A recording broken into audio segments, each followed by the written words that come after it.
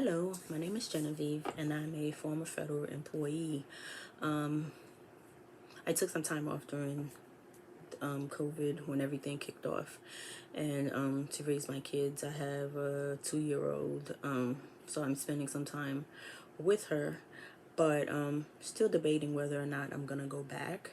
But I just wanted to create a platform where I can provide some guidance, some information, some tips to those of you who are out there who aspire to, work or apply for a position with the federal government. And so, in me creating this channel, I kind of need feedback as far as what everyone have issues with, or what tips and tricks that they would need, and what questions you guys have as far as getting into the federal government, how long the process takes, why your application hasn't been reviewed, why your resume hasn't been reviewed, why you haven't heard from HR, all the questions that you guys can possibly have, and also questions that I've had when I've applied for different positions. So now a little about me. I served in the military, the Army, and about 10 years. So I am currently I'm out of the military. So after leaving the military, I went back to school to try to get an education, the whole spiel, to see if I can be more marketable. And so in me thinking that that would help me in being more marketable, I've realized that it depends on the position, where your education or having some type of or a higher level of education is needed or required. Obviously, a GED or a high school diploma is definitely necessary. I wouldn't really say necessary because it's not a requirement, depending on the position that is. So now, but after going to school and earning my bachelor's degree in health administration, has nothing to do with HR. And so I went back, to try to figure out, okay, why did I spend all this time, and get a bachelor's degree in health administration? How am I gonna, use this? So while I was deciding on what I was going to do with this degree that I earned, I applied for a position at the VA. And so, oh my goodness, it was crazy. I've applied several times. I've reached out to a lot of people because I'm a vet. They have, different programs for vets where you get different preferences that other people who are not veterans are able to get. Later on in the channel, I'll try to share a little bit more in that as far as all the different eligibilities and things that veterans, or depending on the individual or whatever status they have, that they can use to their advantage to help them get into the federal government. And so when I did apply, like I said, I've had, a difficult time in trying to get a position. And so I went and I was able to meet up with a career counselor. And so now if you guys ever have to reach out to a career counselor, I would definitely say, don't hesitate in doing it. Now, some of them, depending on, the services that they provide, which I also do, depending on the price and stuff. But then again, I think the price is worth it because luckily for me, because I was a vet, I got through the VA, which, assisted me in getting in contact with the career counselor. And so with reaching out to the career counselor, we applied for different positions. He helped me apply for positions. He said, I had all the qualifications that I needed to apply for these positions. And I was not applying for crazy positions. I was applying for positions that I'm qualified to apply for. So, which is something else that, we're going to discuss later on, if not today, but within the channel itself. So he said I qualified for these positions. However, he didn't understand why I never got a call back. And so he made some calls he contacted people at the HR department and pretty much let them know that, I'm a vet and I'm trying to get in the federal government, and I have a bachelor's in health administration, and that my military background, I was a supply sergeant, 92 Alpha, and then right before I got out the military, because I knew that it's either I was going to work in a warehouse the rest of my life, or I need to position myself a way for me to make sure that I had more options. And so one of the options that I've had, I was working at the orderly room, and while I was pregnant at the time, and so I couldn't deploy, so I stayed back and pretty much ran the orderly room. I have a Haitian background, so if you guys hear any accents and stuff, that's the reason why. So yeah, so I worked in the orderly room and pretty much helping all the soldiers that stayed back, and then those that came back from deployment. And a lot of them, you already know the story. And those who don't know, it's a whole bunch of sob stories with military soldiers, pretty much soldiers who are coming back, and they're coming back with nothing, absolutely nothing in their bank accounts. And so I was like, oh, okay, so I can definitely help these people and stuff. So I would reach out to AER, help them get a loan. I would write different documents for them, and a lot of them would be processing out of the military. And so I was able to assist them as well and stuff. So now going back to the career counselor. So he communicated that to the HR department, and so of course they brushed him off and said, oh yeah, okay, well what she has to do is she has to apply. So now he said, well yeah, she's been applying, and so and we don't understand why she's not getting called, and so this is the reason why we're reaching out to you. And of course they couldn't help. And they said, well, all I can say is that, she needs to apply and then make sure that, she has everything in the system, which is another thing that, I see a lot of applicants do not have when they're applying for different positions. These things are mandatory. So in order for HR to verify that you are or you have the qualifications that you say you do. So now, we went back to the drawing board and went back and applied again. And in applying, there was a position that came out, an HR assistant position that came out. And so he said, you know what, you keep applying and these people are not, saying anything. And how about you go into the office, the HR office, and then drop off your resume?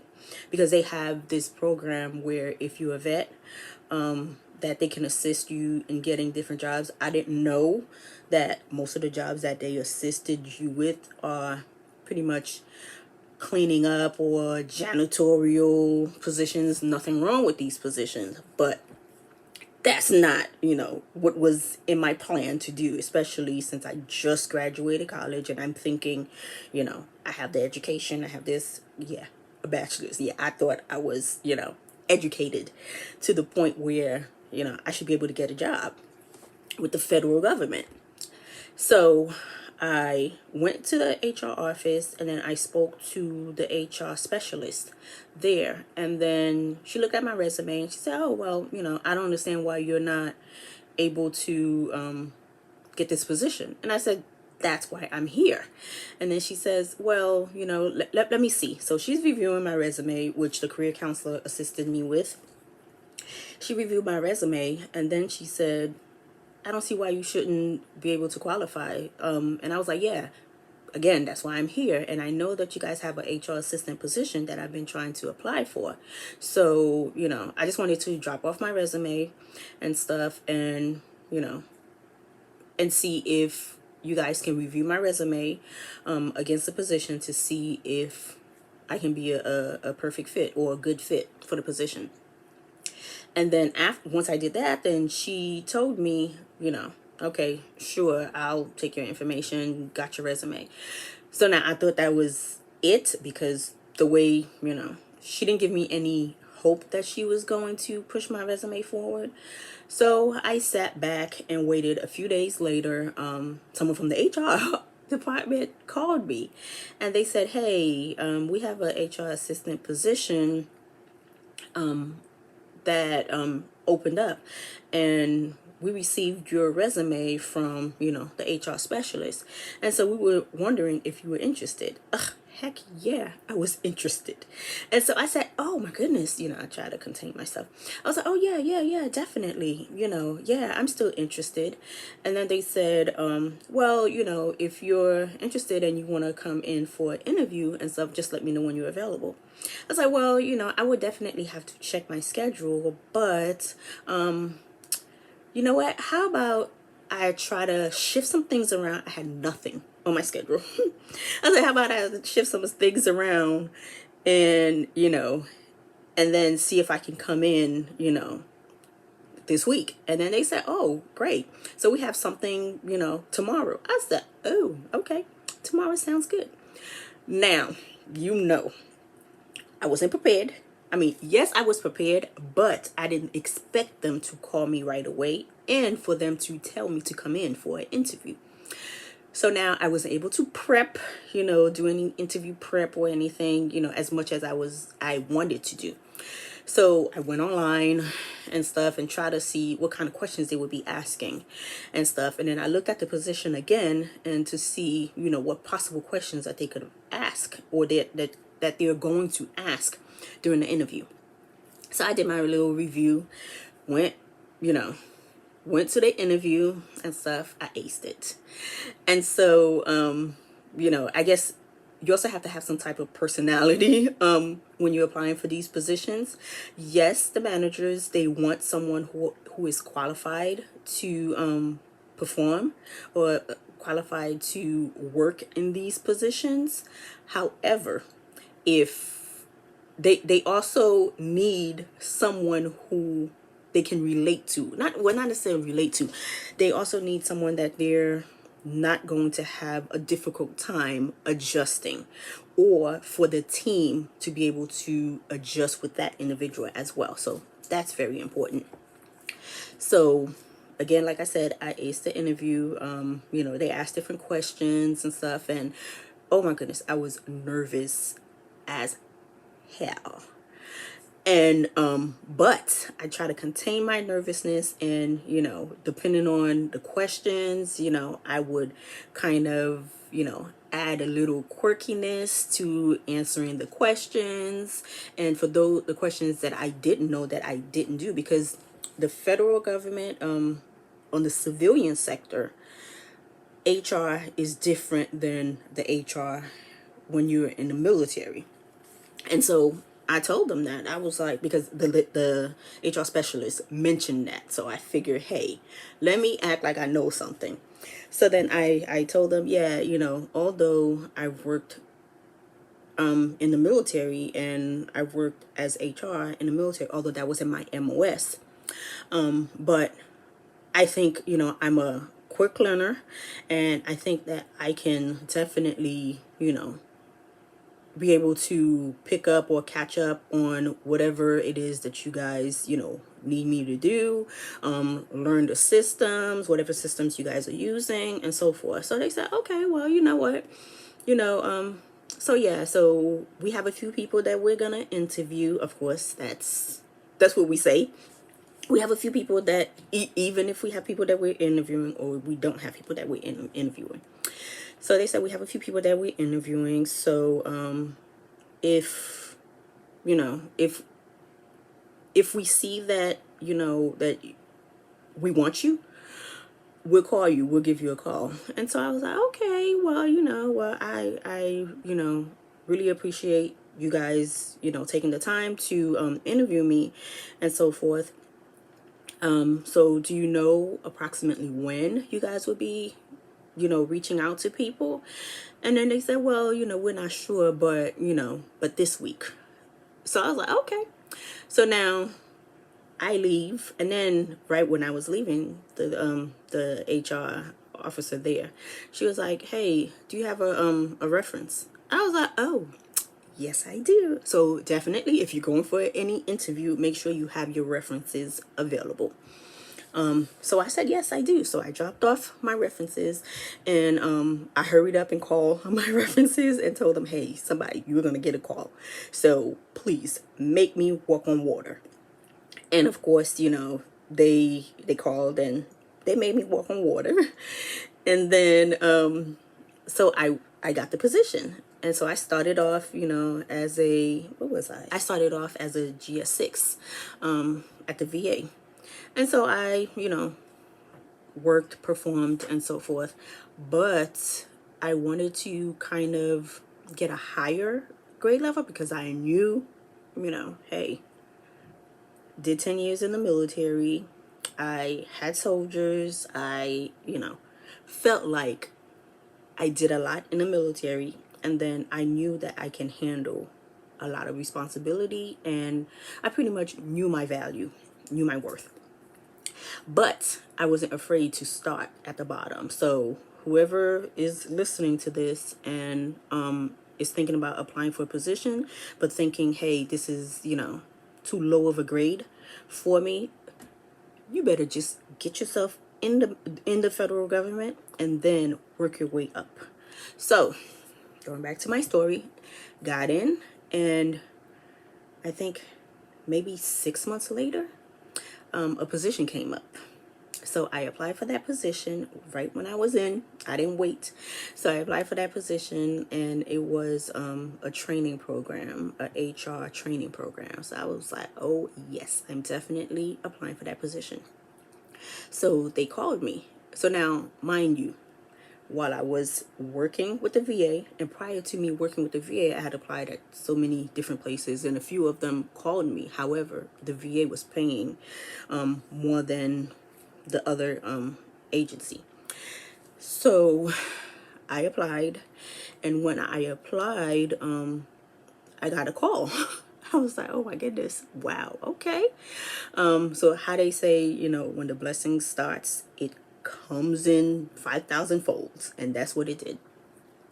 So yeah, so I get a call, but then because I applied to so many positions, I didn't know what agency or where they was calling me from. But of course, I acted like that was the only position or the only agency that I applied with.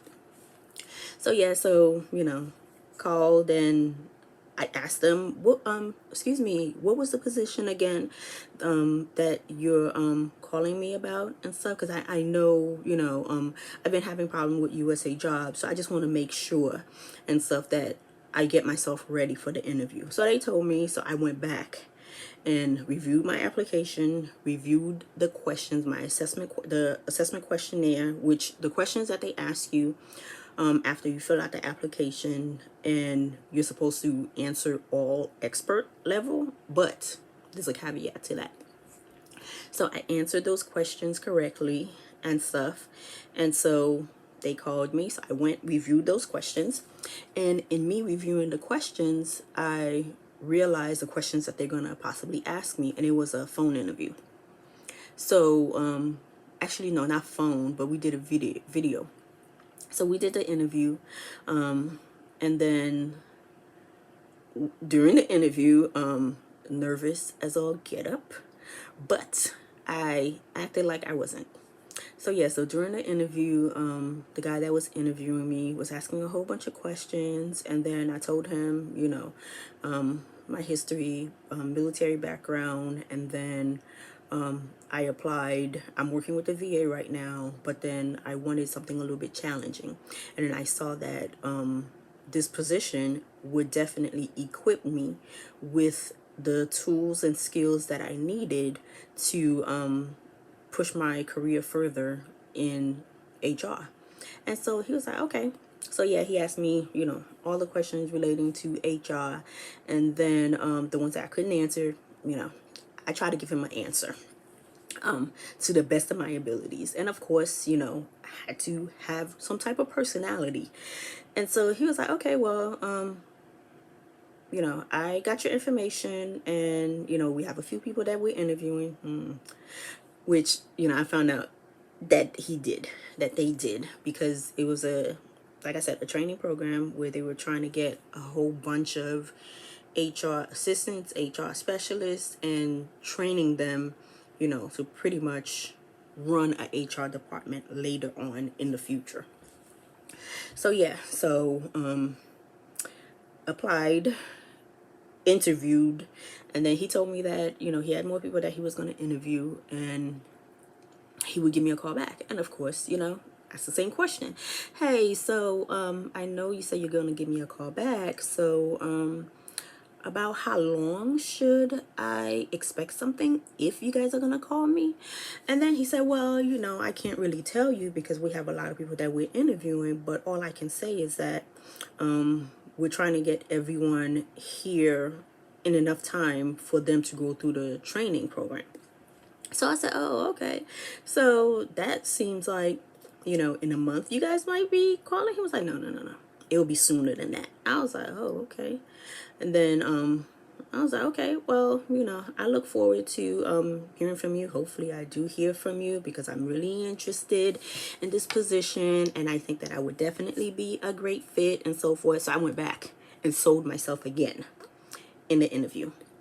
And he was like, okay, yeah, and I was like, in the end, he was like, so did you have any questions? I was like, well, I did have a question, and I know you said the interview is kind of over, but just in case, I wanted to, know, where do I stand with the other applicants that has applied already? And then he was like, well, it's kind of difficult to say because I'm not the only one that's interviewing.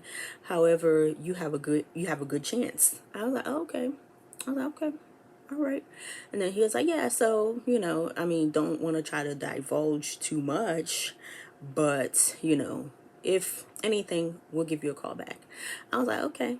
The way he spent his time to answer the questions, and I don't know if he did that for everybody, but it kind of made me have some kind of faith that they're probably gonna call me. And so yeah, they called me, and left the VA, and then the position was 7911. Guys, that was the best position for me. It definitely equipped me. It definitely got me to where I needed to be in the federal government. It definitely provided me with the foundation that I needed. And so long story short, I went through the program, graduated out of the program, and while I was in the program, I went back for my master's degree, because I realized if I didn't have my master's degree, then I wouldn't be able to compete even more with the other people that graduated the training program. So went for my master's degree, got a few classes under my belt, which kind of did advance me a little bit more, but the training program itself, everybody was pretty much on the same level. But you already know, if you have some type of education and stuff, you get a little type of incentive, or they pretty much don't treat you like you are nobody and stuff, even though you're in the program. So with my story, what I want you guys to take away from that story is, one, when you apply for a position, make sure that the position that you're applying for, you are qualified to perform that position. And you need to make sure that you put that on a resume. If you do not put that on the resume, HR, what our duty description, job description, enables us to do is for us to review what is written on the resume. You can write it on the cover letter. That don't mean nothing. So, you can have a cover letter. Sometimes the hiring managers want to see that, to kind of see if the person took their time, to pretty much fill out everything for the positions. But the managers that I've worked with, a lot of them I don't think, because they've never mentioned it to me, they don't really care about the cover letter. But what is important is definitely the resume, because that's what HR uses to determine whether or not you are able to work in this position, that you are able to perform the duties of this position. And so if you don't have the information on there, they cannot make it up. If you give them a little bit, like, okay, so let's just say if it's an HR position and you said you perform the duties of an HR position, what the hell does that mean? What did you do in HR? You have to definitely spell everything out, write everything out. And one thing that I would say, right when you're spelling everything out, look at the job announcement. Look at the job announcement with a fine-tooth comb. Because once you look at it with a fine-tooth comb, all the answers are right there in your face. Especially when they say, what are the specialized experience? What specialized experience that we need for someone to have, the minimum specialized experience that we need someone to have to be able to perform this position. So now, if it's, let's say, if it's a GS7 grade level that you're applying for a position with as a GS7, and you're a GS5, depending on the position. If you're a GS5 or you're a GS6, and then it's a 2 grade or 1 grade interval position. If it's a GS5 or a GS6, let's say a GS6, because, depending on the position, like I said. So, kind of losing my chain of thought. So, if it's a GS7, so now you're a GS6. Now, they need to know that you are able to perform the duties of a GS7. However, you should have been able to perform it as a GS6. So if you have a year working as a GS6, performing these specialized experience, then yes, you have a greater chance of moving forward to the hiring manager.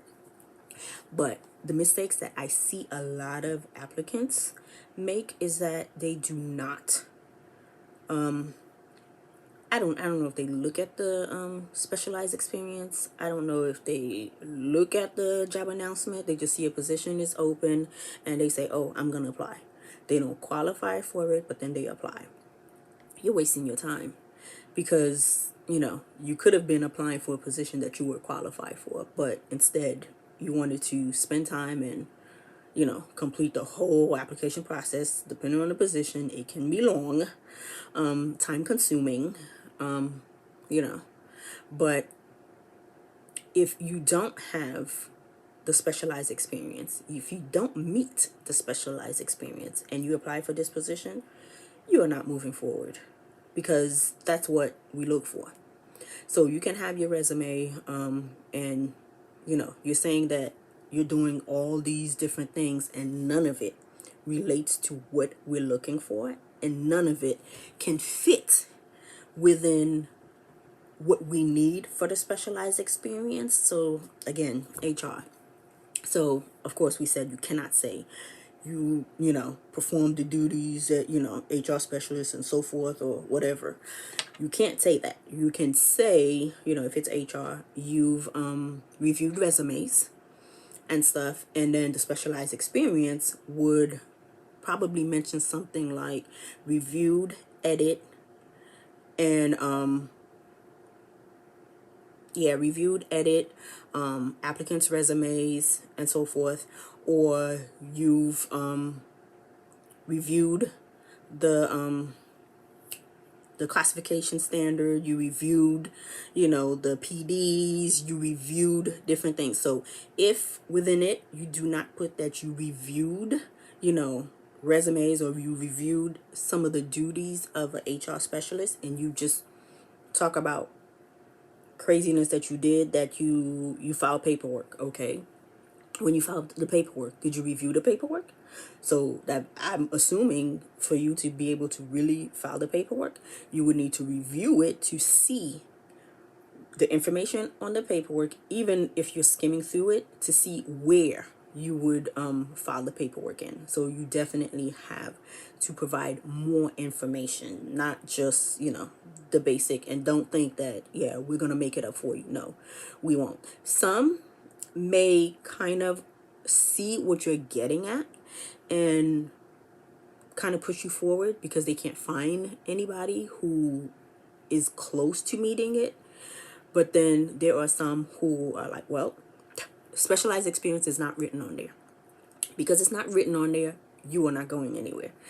And I see a lot of applicants who miss their chances because they do not, I repeat, do not indicate in their resume that of course, you know, when you write your resume, the positions that you've held, and within that position that you put, you know, the job or the description or job description or duties that you've performed under that job title.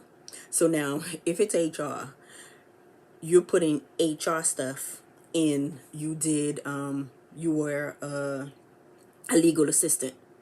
Come on. You can't do that. So each position, you have to make sure you put the job, the duties that you perform for that position. And then you have to make sure that it meets the specialized experience in order for you to move forward to the hiring manager. And a lot of things that I've also seen was a lot of the applicants, when they apply for the position, that they're not qualified for, or they're not eligible to apply. Like if a position says it's open to the public, or it's open to veterans, or it's open to spouses and so forth. If you're not a veteran, please do not apply for that position, because you will not get through. You would not collect $5. You would not hit go. You would not go anywhere.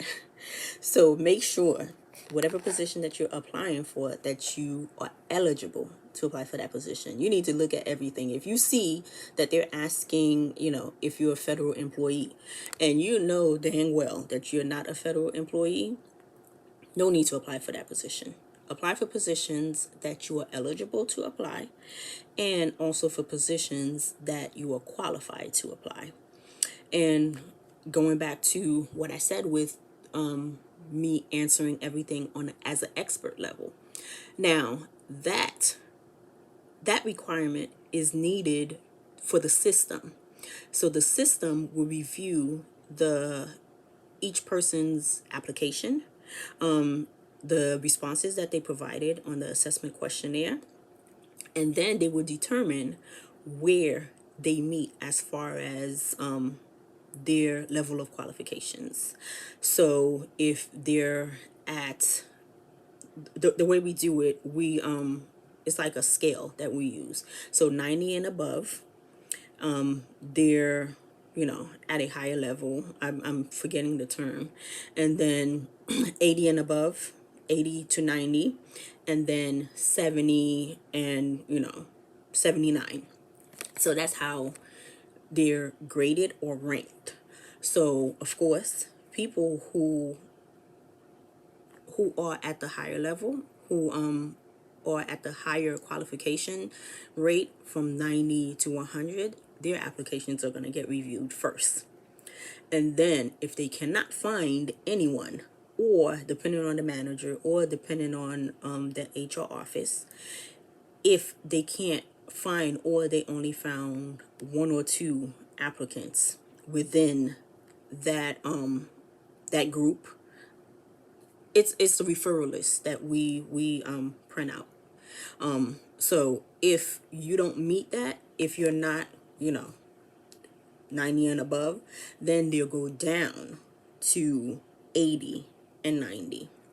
So now, within the 80 and the 90, that's usually people who, I used to say that they're honest in their responses, where they're not answering to the point where the system, would qualify them. But even after the system qualifies you, and then we, HR, review your resume and do not see the specialized experience, do not see that you indicate that you've performed any HR duties, doesn't matter what you answered on that assessment questionnaire, you will not move forward to the hiring manager. So yeah, so 90 and above, we review their applications first, and then if we can't find anyone at all, or if we need to provide the hiring manager maybe five applicants, then we'll go down to 80 and above.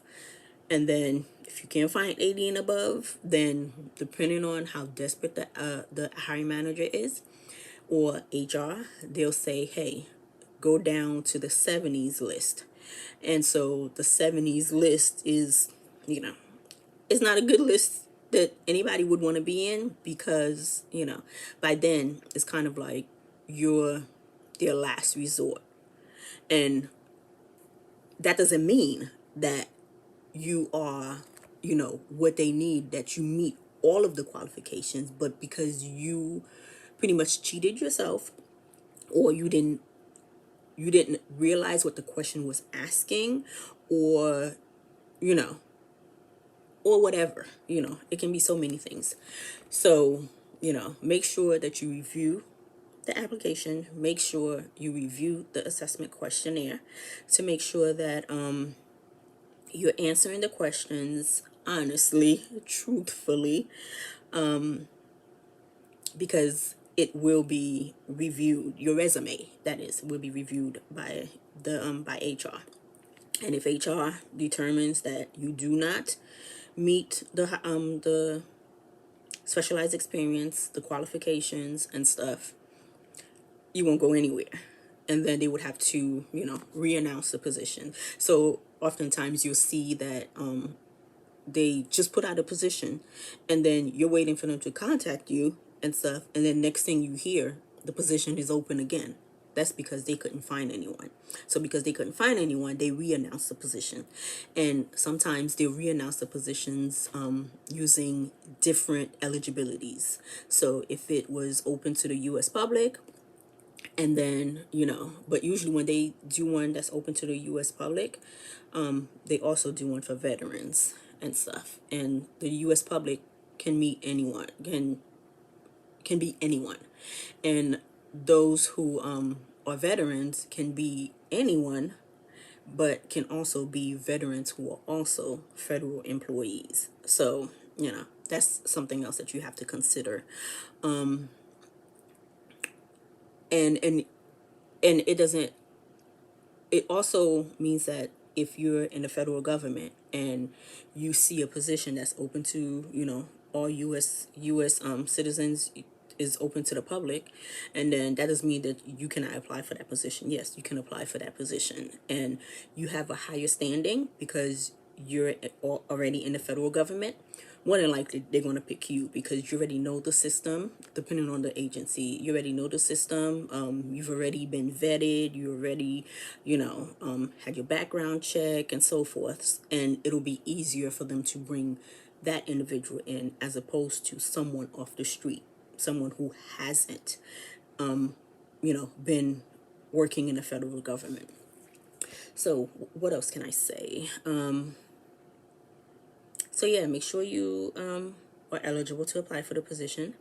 Make sure you qualify for the position. And for you to show them that you are eligible or that you qualify for the position, other than having your resume, you need to also upload whatever they need, whatever document that would justify or prove to them that if you say that you already a federal employee, if you're a federal employee, you should have a SF-50. If you do not have a SF-50, then you're not a federal employee, or maybe you can't find it, or whatever the case may be. So you need to make sure, wow, if you're in the federal government and you want to apply for another position, make sure you know where how to get your information from the EOPF, because most of your documents are uploaded into your EOPF.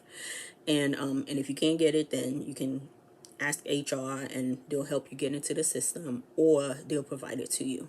So you need to provide that information. So you can say up and down that you work in the federal government, but you do not provide your SF-50, then okay, you're just like everybody else. And if you say you're a veteran, make sure you upload your DD-214 member 4 copy. Sometimes we take the member 2 copy, and then but later on we ask you for the member 4. So member 4, remember that member 4 copy is what we really look for, because it has all the information that we need. Yeah, make sure you upload that. What else? Education, if you have any type of education and the position requires some type of education level, you need to provide that information. You need to provide your transcript, the transcript, official copy of your transcript. If you can't find an official copy of your transcript, you can upload an unofficial copy, and then later on we'll ask you for an official copy. So yeah, so you upload your unofficial copy, whatever you have of your transcript. Make sure that it has the level that is needed. So if they're saying you have 2 years, working as whatever, your education, 2 years, So yes, as I was saying, so, if you work in the federal government, you already work in the federal government, make sure you upload your SF-50. Best thing to do is upload everything into Usajobs. And once you have everything in Usajobs, then you can just, pretty much transfer those documents over instead of you looking for it and so forth. So yeah, upload your SF-50 to determine whether or not you're in the federal government, and also upload any veteran documents, DD-214, VA letter, and so forth, because if it's a position for people who have any type of disabilities, you need to provide your VA letter. Do not think that you're going to get another opportunity to do it. No, we need everything prior to the position closing. If the position closes, usually there's a window where we give people to upload their documents or to fax over their documents, depending on the position, depending on the office.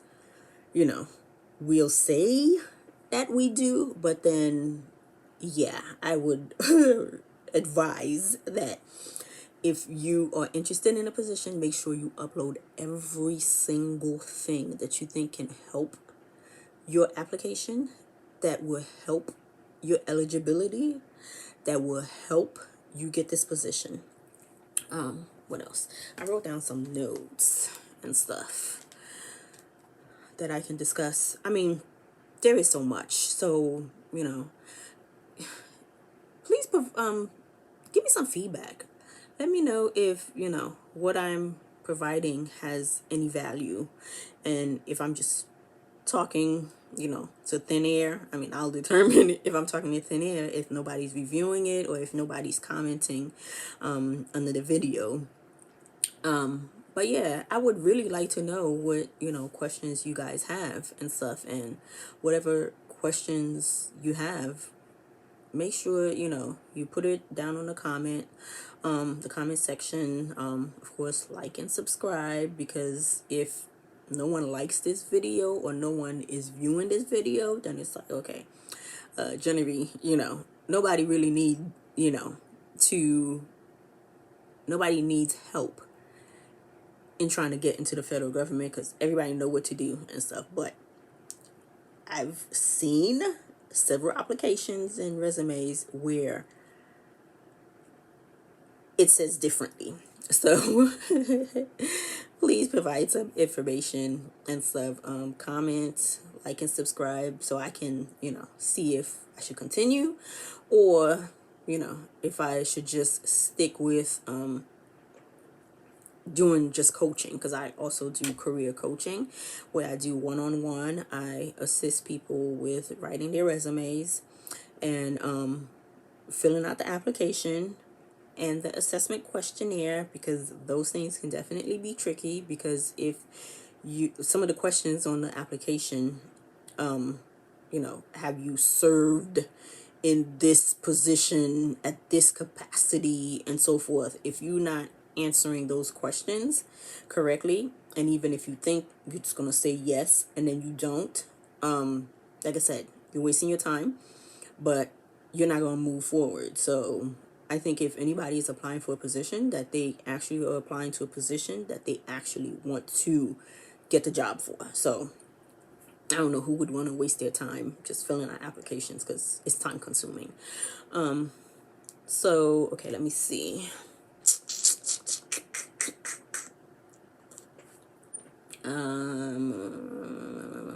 Yeah, make sure you provide your documents, the required documents. Make sure that you're eligible to apply for those positions. So again, if it's a position for open to vets, if you're not a vet and you don't have the documentation to prove or justify that you are a veteran, don't even bother.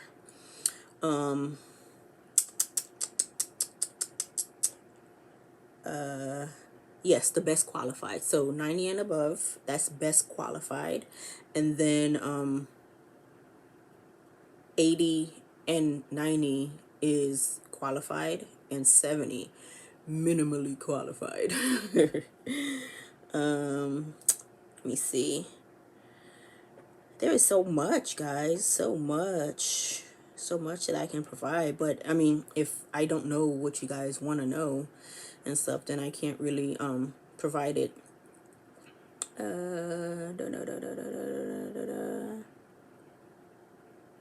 Yeah, well, you know what? Let's end right here. And you guys communicate with me. Let me know if you found value in this information that I provided, or if you have other questions that you would like me to answer. Now, what I will say is the questions that I am able to answer should be just generalized questions. If it's your particular application, I mean, like I said, I'm not working in HR right now. And even if I was, depending on the office that announced the position, depending on the agency, I still wouldn't be able to assist you.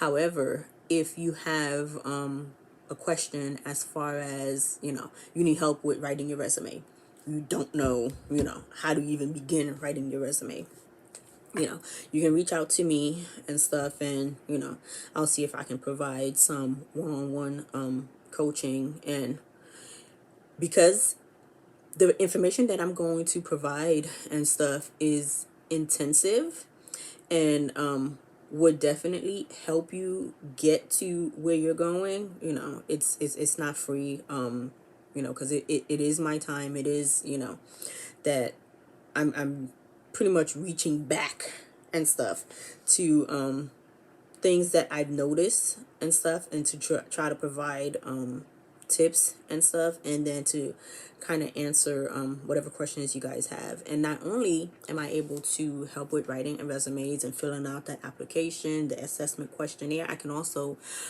assist with interviewing, doing mock interviews and stuff. I offer that service as well. And if you have any questions with your, in the federal government, and you just got in and HR is not being helpful, as far as you don't know what your leave, hours you're going to get, what leave hours you're going to get. If you have any type of medical questions like FMLA type questions, would you qualify for, being able to secure your job? That's pretty much what the FMLA is, if, qualified events and stuff, and it has to be qualified family members.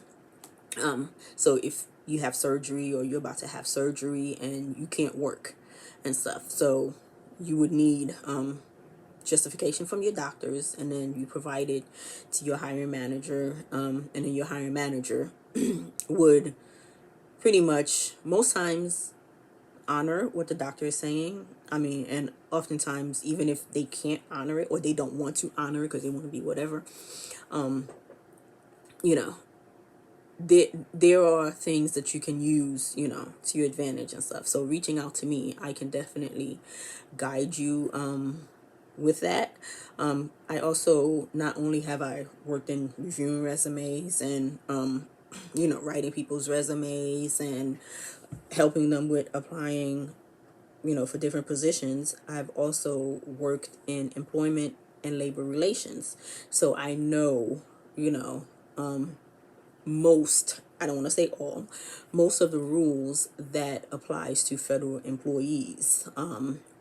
Let's say, depending on the agency, soon as you come into the federal government, you have a probationary period. And that probationary period, if during that probationary period you don't cut it, then the hiring manager, has the ability to kick you out without you having any rights as a federal employee.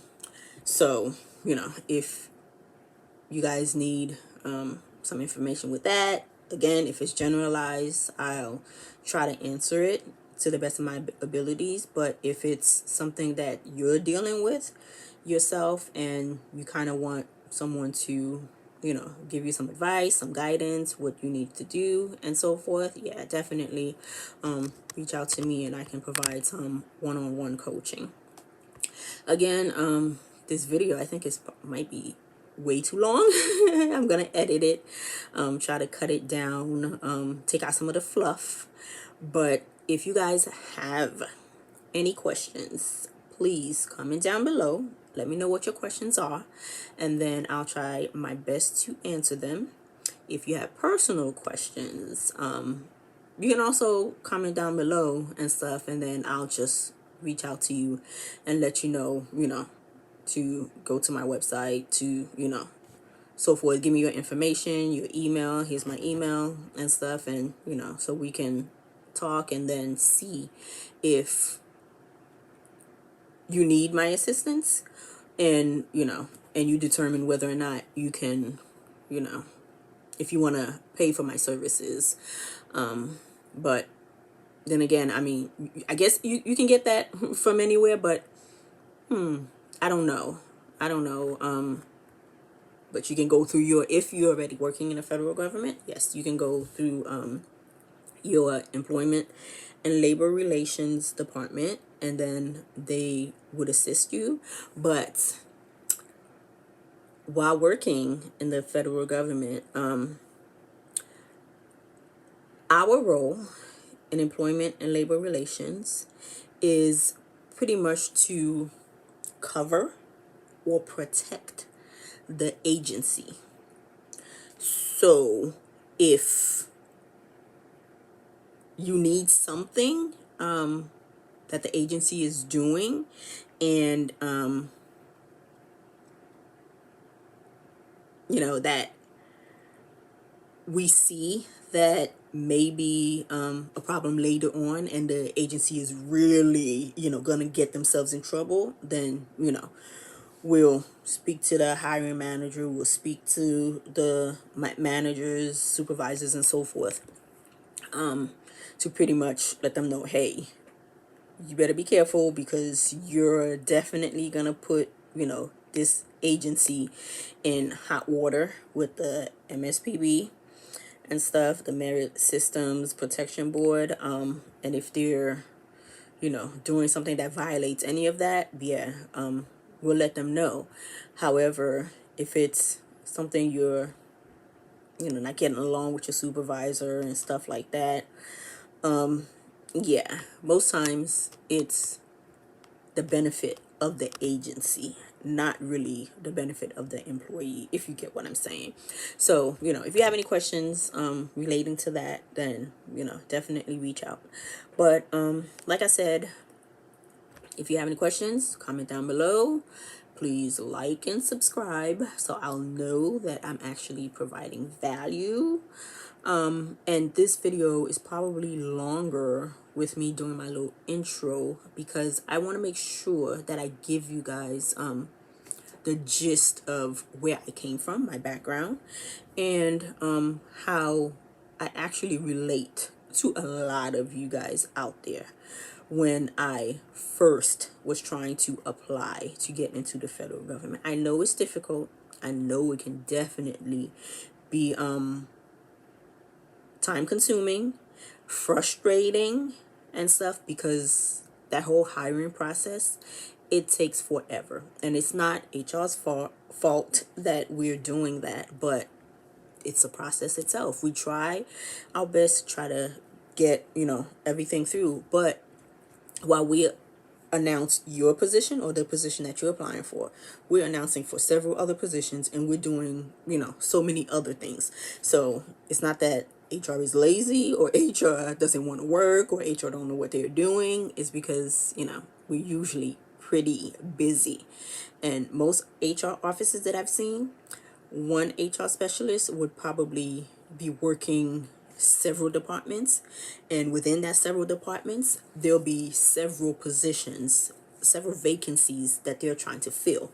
And while they're trying to fill those positions, those vacancies, there's other things that they have to do once a person, finish with the interview, and then now they have to vet them in. So it's a whole bunch of stuff. So again, I can talk while I'm blue in the face, but I just want to make sure while I'm getting blue in the face that I'm actually providing some type of value to you guys. So again, comment down below, like and subscribe, so I'll see, if I can do anything else or provide other information. So I'm pretty much gauging off of, the audience, what you guys in, TV land find value in. But there is so much in being able to get into the federal government. There is so much while you are an employee of the federal government. There is so much benefit that I can provide, and clarity.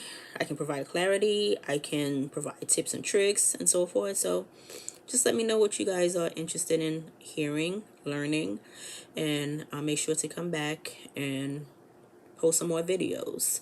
So again, my name is Genevieve, and I hope I was able to provide some value to you, give you a background of where I came from as far as in my career, and how I can help you to get in to the federal government. There is a lot of benefit in working in the federal government, or, to help you stay in your position, or help you, move on the career ladder and stuff, what you need to do to move on the career ladder. The last grade level that I held was a GS-12 in the federal government. Again, I was an HR officer, so I was in charge of HR office, and so I pretty much structured everything, work with the hiring managers and so forth. So I think I might be able to provide some type of value to you guys. So please let me know. Talk to you later. Bye.